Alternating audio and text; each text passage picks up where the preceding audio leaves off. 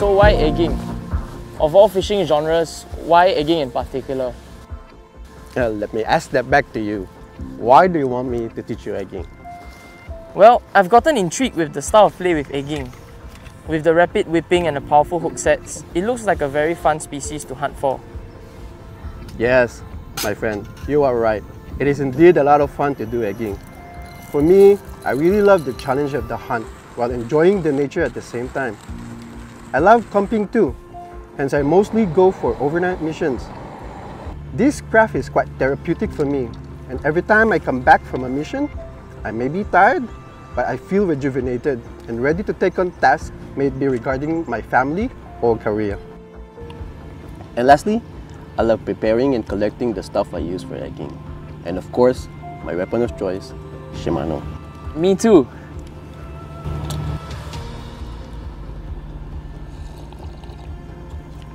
Wow, egging sounds very interesting and I can't wait to get started. So, speaking of equipment, can you walk us through what we have here on the table? Sure. Because safety is our #1 priority, let me start with our apparels. What I would recommend is to get the best rock shoes that you can get. Obviously, our life is more precious than our hobbies. So buy the best rock shoes that you can afford. Because in shore egging, we will be mostly hunting on wet, slippery rocks that are filled with algae, and which you need a special shoes to walk on. And for this, I use the Shimano rock shoes. These shoes feature a cut rubber pin felt sole which offers ultimate traction on slippery rocks, avoiding falls that may cause serious injury and damage to our equipment. And the Shimano foam life jacket. As nobody can tell when accidents may happen, I strongly suggest the use of a life vest. For sun protection, I use the Shimano arm sleeves, head buff, and fishing gloves, which all have UV protection. And of course, a Shimano caps that will protect my lovely shiny head from the sun. And last, but definitely not the least, my Shimano polarized sunglasses for visual comfort, to clearly see the water condition and of course, to easily see surfacing squids. Thank you so much for the safety tips. You're right, safety is indeed our priority. It is. Moving on to our tackles. Ooh, I'm so excited. Alright, firstly, we need to use an egging specific rods. Egging rods are specialized rods that can work exceptionally well with our eggies. It is flexible and parabolic, yet strong enough to withstand shakuri, or the aggressive whipping action that we do to work our eggie and entice the squid to bite. The length of egging rods varies from 7 to 9 feet plus. Basically, shorter rods have better control, while longer rods have better distance reach. So I would strongly suggest choosing the rod based on your main egging playground, or the place where you will usually play egging. If your playground requires you to cast far, like from the shoreline or breakwater, go for 8.6 and above.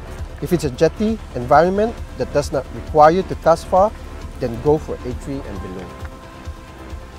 I believe we also have varying rod power for egging. Yes, you're right. We have L for light, ML for medium light, M for medium, MH for medium heavy. And I would recommend the use of medium light, because this thickness can very well play the 2.5 to 3.5 inch eggies. And these are the sizes that are mostly used. Okay, got it. So how about these nice looking reels here? Looks like we have many options laid out in front of us. Yes, of course. This is what I love about Shimano. They offer a range of options for different budgets and proficiency levels. We have the SEPHIA BB, Shimano's most affordable egging product line, SEPHIA XR, the mid-level budget and proficiency line, and of course, the top of the line and Shimano's flagship reel, the Stella. It is worth mentioning that even though the SEPHIA BB is made more affordable, the quality and functionality of these products are still remarkable and can even play head-to-head with high-level egging setups. For the size of reel, I will recommend 2500 or C3000 size. Anything heavier will be tiring, and anything smaller will feel awkward when you are doing the shakuri. I would recommend a shallow spool as well. As we do land-based or shore egging, the amount of line that we use is just less than 100 meters. So a shallow spool would be great, and not to mention, it will also help lighten up your setup as well. Now I understand. I thought you can just use any reels for egging. So these are obviously our line selections. Can you enlighten me more about this? Of course, to me, line is very crucial in egging. It needs to be light, smooth, fast sinking, and yet extremely durable. Given that we need to sink our eggs to the bottom all the time, we are very prone to snagging them to weeds, rocks, and corals. Having said, we must use a very durable line that will allow us to unsnag a lure without bursting. Given that we need to play our eggs well and simulate the movement of a real shrimp or any squid prey, we must use a fast sinking line that can easily cut through water. There will be instances that we need to cast farther than usual to search where the squids are. That's why we need to use a thinner and smoother line to achieve the desired distance. And so, this is where the SEPHIA 8 comes in. It has all the features that we need to play egging confidently and effectively. With the adoption of Egi Sizes technology, this line is rated ultra high strength. It has very smooth finish, making it low resistance when casting and allowing it to cut through water easily. Oh, okay. So let me try to sum it all up and see if I'm really learning from this. Please let me know if I'm missing out on anything. Sure. So basically, we need line that is light, smooth, yet extremely strong, can cast far, sink fast, and withstand abrasions, which will prevent us from bursting our lines. This will help us to play egging confidently and more efficiently. Correct. You are right. You are indeed learning, Jonathan. But you miss one thing though, and that is we need a very good line for us to avoid not to lose our eggies. Which leads me to talking about our primary weapon, our eggies. So are you ready? Honestly, I cannot wait any longer to get started with egging. But I understand that this part is really important. So let's do this. Tell you what, Jonathan, why don't we start preparing our tackles first, and I'll tell you more about our eggies on our way to our egging spot. Shoots. Sounds great. Okay, let's go.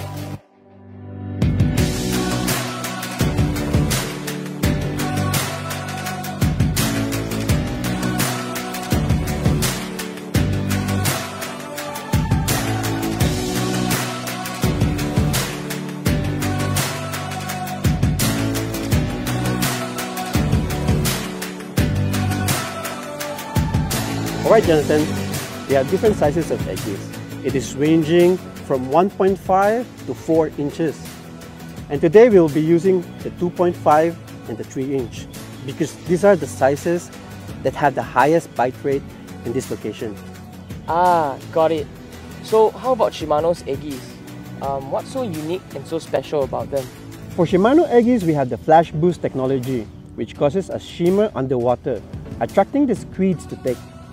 For 2023, Shimano has further improved the Egis and added the Jet Boost technology on top of the Flashboost technology to help anglers cast further, drawing in squid from further out. Wow, this technology sounds really cool. We also have the shallow, the basic, and the deep. And these terms pertain to the sink rate or sink speed of the Egis. Shallow is the slowest, basic is the moderate, and deep is the fastest. Today we will use the basic, which is 4 to 5 seconds per meter. Wow, thank you so much for these tips. I really find this very informative and very useful. You're very much welcome, Jonathan. Shall we begin? Let's go!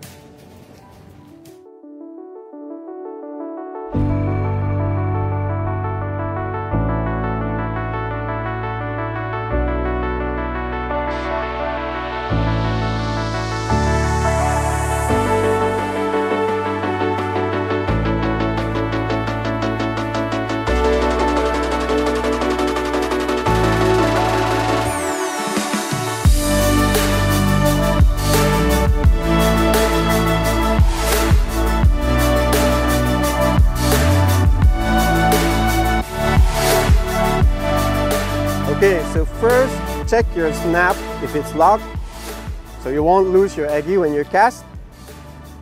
Okay. Check your surroundings if it's clear of obstacles. When it's all clear, cast. Keep your rod pointed to the direction where your Egi is heading so that you'll achieve the maximum reach. Once the Egi touches the surface, reel in your slack, open your bail. Once it's tight, let the line come off the spool, let the Egi fall or sink to the bottom.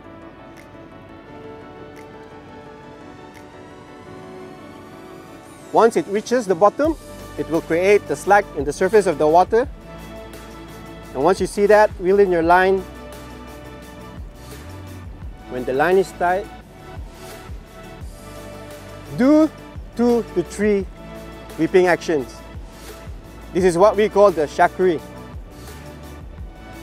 1, 2, 3. Then reel in your line, tighten your slack, let the Egi fall.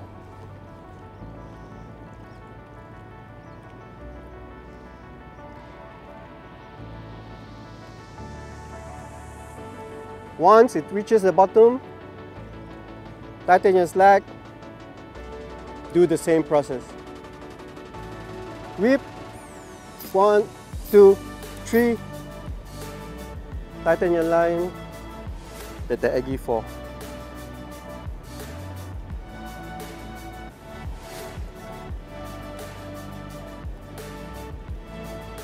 So watch out as the Egi gets nearer to you, because it can come out of the water and hit your face or hit your rod, and it can cause damage.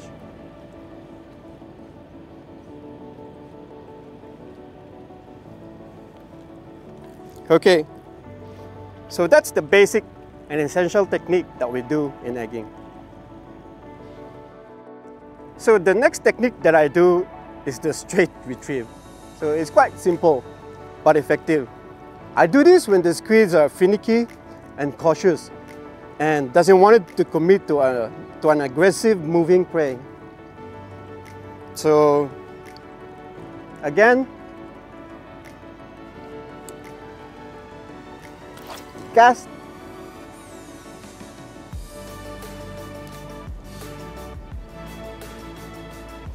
tighten the slack, let the Egi sink to the bottom.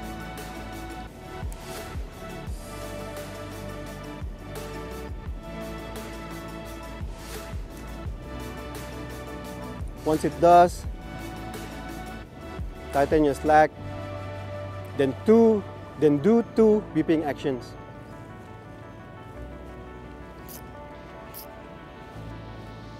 And then reel in your slack, then just do a slow, constant, slow retrieve.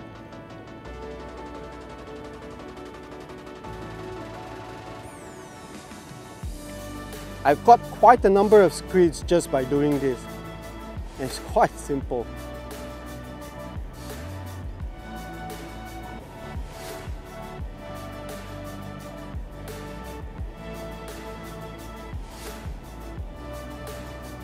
Okay, so that's the straight retrieve technique. The other one that I do is the straight retrieve and fall. I do this as well when the squids are not engaging and cautious. Okay, so again, cast.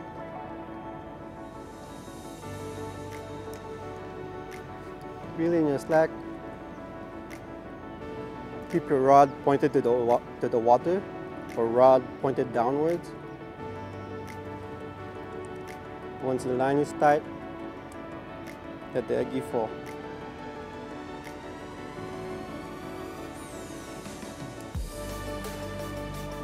When it does reach the bottom, tighten your slack, then do a shakuri 2 to 3 times.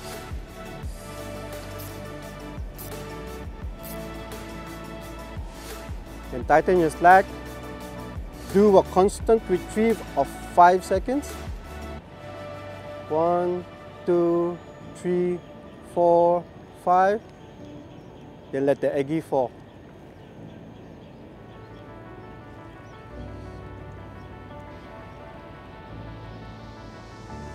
Okay, so once it reaches the bottom, tighten your slack. Do a whipping actions. 1, 2, and repeat the process.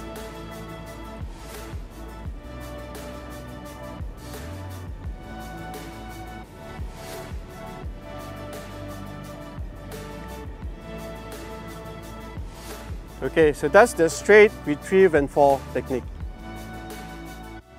Okay, let me try it. So first we open our bail, check our surroundings, cast and point the rod towards the Egi, close the bail, tighten the slack and open to let the Egi fall.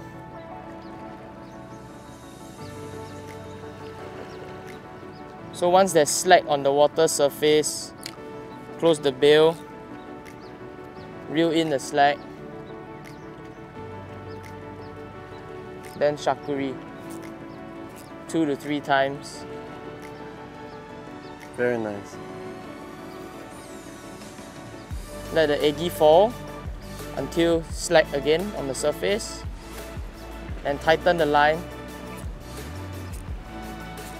and shakuri 2 to 3 times.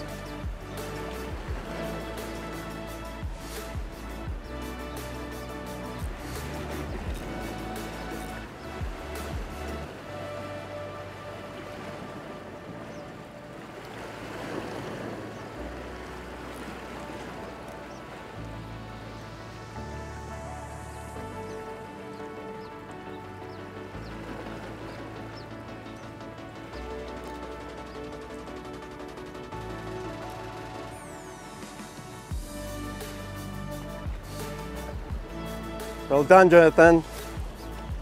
Now let's hunt squid. Let's go!